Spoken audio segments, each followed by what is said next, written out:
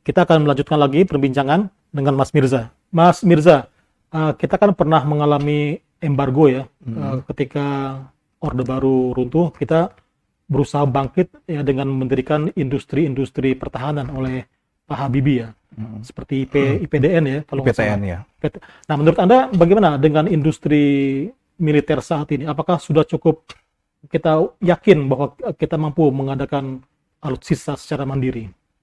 Ya, itu awalnya IPTN hancur itu karena ada Michael Kamdesus kalau tidak salah itu yang waktu itu Pak Harto melakukan pinjaman dan tidak disetujui, kemudian IPTN kemudian menjadi hancur. Dan IPTN waktu itu membuat panci karena tidak bisa membangun, tidak bisa bekerja lah engineer-engineernya, dan engineernya itu sekarang lari di luar negeri, ke luar negeri semua dan dipakai oleh negara-negara lain keahliannya gitu.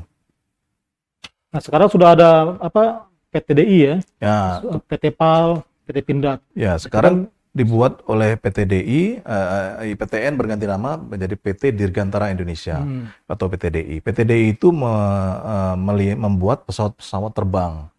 Biasa kemarin itu saya lihat itu ada pesanan dari negara-negara seperti Pakistan, India, pesawat-pesawat kecil ya, pesawat-pesawat Fokker itu mereka buat dikirim ke sana gitu. Hanya sebatas itu sih, baru pembuatan pesawat-pesawat. Dan PTDI juga kalau tidak salah, oh bukan ya, itu Pindad. Anda melihatnya tantangan apa yang harus dibenahi dari industri-industri militer ini? Ya, industri-industri militer itu kebanyakan mereka mengeluhkan permodalan ya, karena biaya untuk membuat satu rantis saja itu membutuhkan berapa miliar.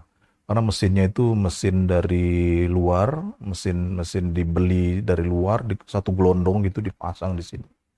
Dan tentu mereka membutuhkan dukungan, baik dari bank maupun dari pemerintah.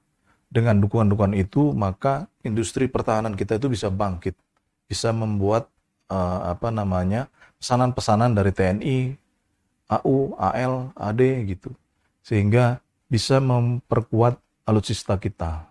Kalau kerja sama pengadaan alat-alat tempur itu bagaimana? Yang dengan Korea yang pesawat jet itu ya, Kayak kayak FX ya. ya, kayak Terus juga apa kapal selam dengan Korea Selatan gitu ya. kan?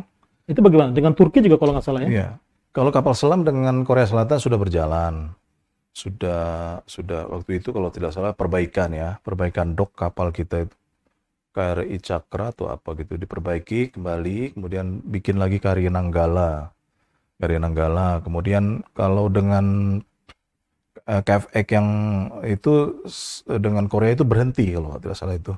Karena setelah hitung-hitungannya mahal kabarnya gitu.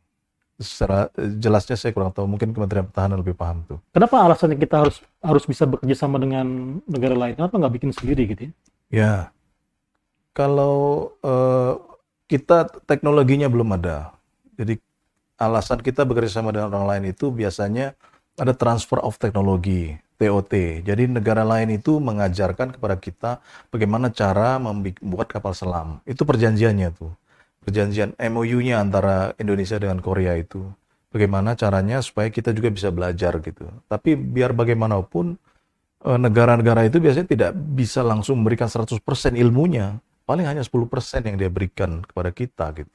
Nah, itu tantangan-tantangan seperti itu yang harus dihadapi oleh bangsa Indonesia dalam pembangunan alutsista, baik itu kapal selam, kapal tempur maupun lain-lainnya. Jadi ketergantungan kita terhadap luar juga masih begitu besar ya. Nggak mungkin 100% kita mengadakan alat-alat tempur sendiri ya. Iya, karena kualitas dari bahan-bahan dari luar itu terjaga dibanding kualitas dari dalam negeri. Pernah dicoba membuat tank, di PT Pindad itu pernah membuat tank, itu bahan besinya itu dari Indonesia, entah dari bekas apa saya nggak tahu, itu begitu jadi, itu retak-retak itu, tanknya itu, retak-retak. Jadi berdasarkan pengalaman itu, maka lebih terjamin kualitasnya dibanding dengan bahan-bahan dari luar negeri gitu. Tapi apakah transfer of knowledge ini bisa berlangsung tanpa dipengaruhi oleh faktor-faktor di luar militer itu sendiri, Ya, seperti politik misalnya ya, gitu, ekonomi. biasanya itu ada unsur politik ya, ya ada diplomasi politik yang dilakukan, bagaimana caranya supaya kita bisa kapal selam kita dibuat di sini, kemudian kita lakukan diplomasi dengan negara-negara tujuan, kemudian bagaimana nanti transfer of teknologi itu, apakah kita apa tim kita belajar di sana, tim dia nanti apa gitu, ada take and give, ada kesepakatan. Nah, setelah muncul kesepakatan baru ada apa namanya kerjasama. Biasanya begitu. Ini yang menjadi sarana untuk pengadaan kekuatan pokok minimum itu ya. Ya, jadi minimum essential force itu kekuatan yang minimum sebenarnya, bukan maksimum. Jadi yang minimumnya bisanya seperti itu sesuai anggaran. Karena anggaran alutsista itu tergantung dengan pertumbuhan ekonomi dari PDB-nya ya. Kalau PDB-nya besar, anggaran alutsista akan jadi besar juga.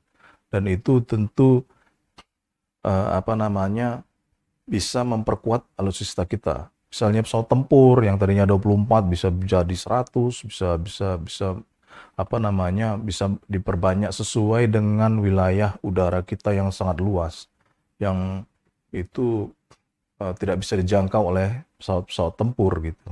Jadi apakah seluruh alat-alat tempur yang kita miliki ini sudah ideal untuk menjaga Indonesia yang begitu luas ya? Kalau saya sih belum ya.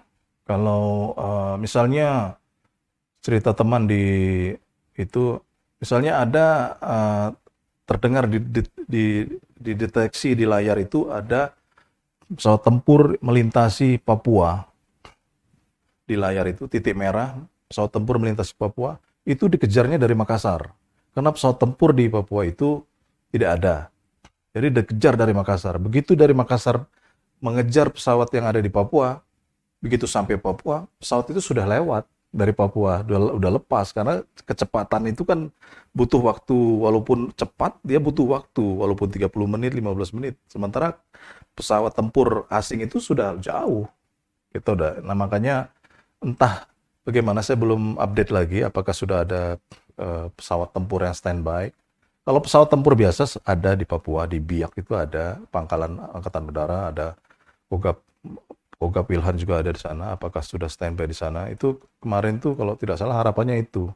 Semua base-nya itu di Makassar. Nah, itu kendalanya. Karena ketika ada pesawat musuh lewat, dia kan pakai proses lapor dulu Panglima, lapor ini, lapor itu. Begitu dikejar sudah hilang. Itu baru Papua ya. Baru Papua. Belum kalau ke arah selatan gitu yang dekat-dekat Australia, itu bagaimana Iya. itu ya? Ya, Sebenarnya ancaman negara mana yang paling besar di Indonesia? Apakah dari selatan, apakah dari utara? Kalau menurut Mas Mirza? sebenarnya ancaman negara itu tuh ada di mana-mana ya. Ada dari negara tetangga kita, ada dari berbagai ini. Tapi kan mereka punya kepentingan di sini. Negara-negara itu kan ada migas yang mereka kerjakan di sini. Mereka punya penambangan emas di Papua kan, seperti Amerika kan dia punya tambang emas Freeport itu. Tentu dia tidak mau macam-macam kan. Kalau sampai hancur, ya hancur juga perusahaannya kan gitu. Nah, tentu dia berpikir panjang untuk apa namanya seperti itu tadi, dan sudah ada kajiannya di buku putih di Australia itu, dikaji di buku putih. Saya pernah baca, ada di tempat saya itu buku itu, bahwa tidak bisa Indonesia itu dihancurkan walaupun alutsistanya terbatas ya. Jadi memang harus dibuat seperti itu. Indonesia itu tidak akan terjadi apa-apa, tidak akan di atas, tidak akan di bawah gitu. Negara berkembang kan begitu. Secara politik internasionalnya begitu. Kalau dalam politik internasional itu negara berkembang ya negara berkembang, tidak bisa dia mau menjadi negara maju. Nanti dulu kata negara maju kan. Dibikin negara terbelakang kan nggak mungkin ya? Tidak mungkin. Jadi dia di tengah-tengah saja. Tidak mungkin dibuat miskin, tidak mungkin. Dibuat tinggi juga tidak mungkin. Karena itulah politik internasionalnya. Ini kalangan militer paham dengan yang seperti ini ya? Pasti. Paham. Karena itu ada di buku putih pertahanan. Buku putih pertahanan itu. Dan itu dikaji. Ada kajian-kajian. Jadi misalnya negara-negara lain itu, misalnya negara kita, misalnya Cina. Cina itu kekuatannya seperti apa? Tentu kita tidak bisa menandingi kan kekuatan senjatanya gitu kan. Malaysia bagaimana, Singapura bagaimana, Vietnam bagaimana, negara-negara sekitar saja kita lihat itu. Kalau lihat anggarannya itu, kita itu hanya 0,8% anggaran alutsista kita dibandingkan dengan Singapura. Singapura 11,8% dari PDB-nya dia ambil. Padahal Singapura itu negaranya kan kecil, maksudnya luas wilayahnya Terus itu. Jakarta aja. Iya, seluas Jakarta. Tapi ini sementara Indonesia yang luasnya tuh dari Sabang sampai Merauke, anggarannya segitu. Nah, itulah yang mungkin ya pemerintah belum mampu ya untuk membuat itu, dan tentu kita mengapresiasi juga lah kerja dari pemerintah, kerja dari Menteri Pertahanan Pak Prabowo bahwa mungkin sudah bekerja keras ya. Tentu harapan masyarakat akan lebih maksimal lagi, lebih bagus gitu kan untuk menjaga pertahanan kita. Kita akan melanjutkan perbincangan kita setelah yang berikut ini. Jangan kemana-mana.